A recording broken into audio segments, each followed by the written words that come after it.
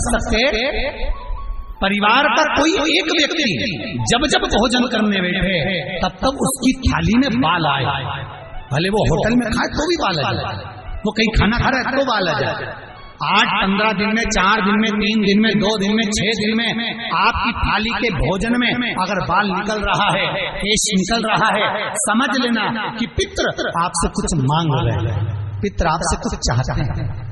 क्योंकि पितृ बोलते नहीं आता, केवल घर का व्यक्ति जब भोजन करने बैठेगा, सब अच्छे से बनाया, सब अच्छे से करा, फिर भी थाली में अगर बाल निकल रहा है, और कोई व्यक्ति ऐसा होता है जिसकी थाली में बार बार बाल आता है, वो कितने के लिए पत्नी को भी कह दिया, परिवार को भी कह दिया, तो भी वो होटल में खाएगा तो बाल आ जाएगा, अचानक आ जाएगा, भले पानी पिएगा तो आ जाएगा, कुछ खाएगा तो बाल आएगा। 8 दिन में, 15 दिन में, 6 दिन में उसके भोजन में बाल आएगा ही आएगा। समझ लो पितृ कुछ कहना चाहता, पितृ कुछ बताना चाहता,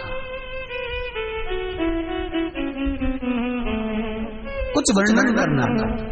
घर में अगर आप उससे भी नहीं समझ सकते तो घर में बैठे बैठे एकदम गंध आने लगे, 8 दिन में, 4 दिन में, 6 दिन में, ना जाने कौन सी गंध की बदबू सी आ रही, कोई गंध आ रही, कोई सुगंध सी आ रही, कोई गंध सी आ रही, समझ लो पितृ की छाया पड़ रही है, पितृ कुछ मांग रहा है। 8 दिन में, 15 दिन में कोई भी अगर आपको नहीं आएगा तो कोई दूसरा कहेगा, आज घर में ऐसी गंध क्यों आ रही है, कोई आकर कह देगा गंध क्यों आ रही है, उसका मतलब है पितृ आपसे कुछ मांग रहा है, कुछ कहना चाहता है, कुछ मत करो।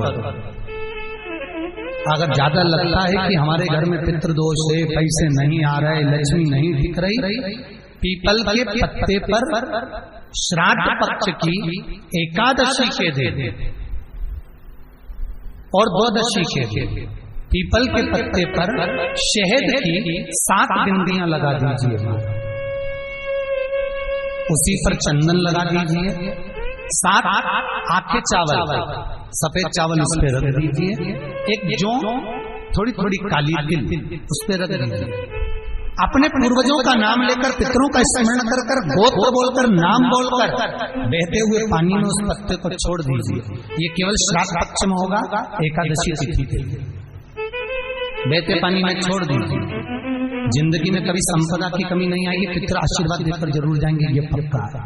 शिव महापुराण कहते हैं अगर ज्यादा रोग है, बीमारी है, तो श्राद्ध पक्ष की 9वीं तिथि के समय पर केवल बड़ के पत्ते के ऊपर, बड़ का जो पत्ता होता है, बड़ वृक्ष का पत्ता, उस पे काली तिल और जौ 21 बार उतार कर, जो व्यक्ति बहुत बीमार पड़ा रहता हो, कोई ना कोई बीमारी उसको घेरी रहती हो, तो बड़ के पत्ते पर काली तिल और जौ, काली तिल और जौ रख कर पितरों का स्मरण कर कर 9वीं तिथि के दिन 21 बार उतार कर बहते पानी में डाल दो या पीपल के पेड़ के नीचे रख दो, बीमारी समाप्त हो जाएगी, रोग नहीं घेर सकता।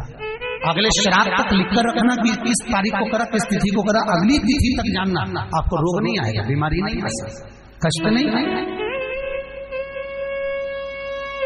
शिव महापुराण का भगवान शिव आनंद की राशि, तो 3 वृक्ष, 3 पशु, 3 पक्षी और 3 जलचर ऐसे हैं जिनको पितृ माना है। तो 3 वृक्ष कौन कौन से हैं? शास्त्र कहता है पहला पीपल, दूसरा बरगद बड़ और तीसरा बेलपत्र।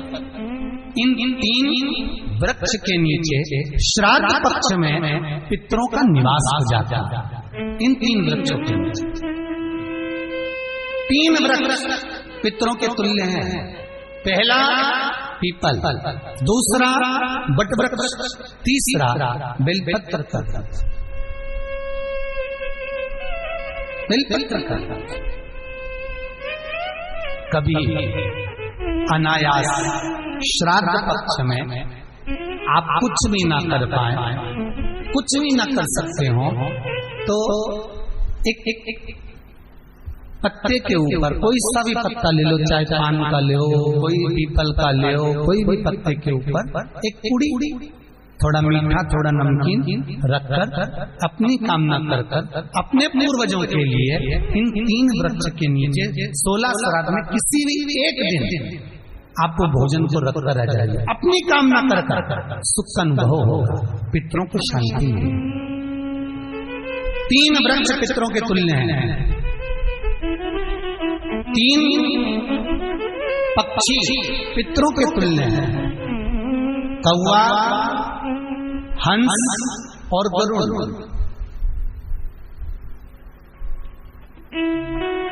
एक कौवा और एक श्वान, कुत्ता, ये दो ऐसे होते हैं जिनको 20 मिनट पहले, आधे घंटे पहले, एक दिन पहले, 24 घंटे पहले, 48 घंटे पहले क्या होने वाला होता है कौवे को और श्वान को भान हो जाता है।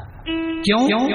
क्योंकि ये यमलोक में जहां यमराज निवास करते हैं, श्वान और कौवा उस स्थान का भाग ग्रहण करते हैं और इनको ये ज्ञान पूर्व से यमराज से प्राप्त होता रहता है। पूर्व प्राप्त होता रहता है। एक कौवा, एक श्वान, कोई घटना घटने वाली होती है तो कुत्ता रोने लगता है। कोई घटना घटने वाली होती है तो कौवा आकर बैठ जाता है। कोई आ रहा है तो कौवा आएगा। कोई भाव सूचक है तो कौवा आकर बैठेगा। दरवाजे पर कैसे, उसका भी भान है। अटारी पर कौवा कहाँ बैठा है, दरवाजे पर कौवा कहाँ बैठा है, किस स्थान पर कौवा विराजमान है, उसका भी भाव हमारे शास्त्र में वर्णन है। 3 पक्षी, 3 व्रत पितरों के तुल्य।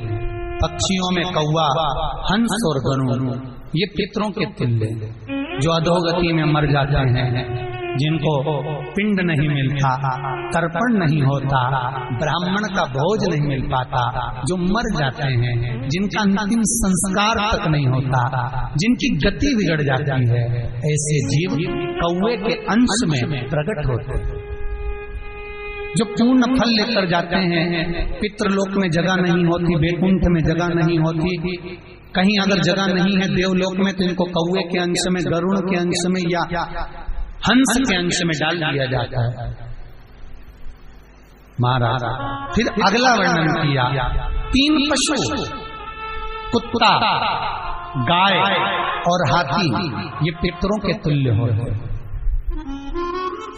शिव महापुराण की कथा कहती है अगर श्राद्ध पक्ष में गया नहीं जा सकते तो गाय के मुख में गयासुर ने वर दिया था कि गाय के मुख में अगर कोई गया नहीं आ पाएगा तो गयासुर 16 दिन गाय के मुख में निवास करेगा।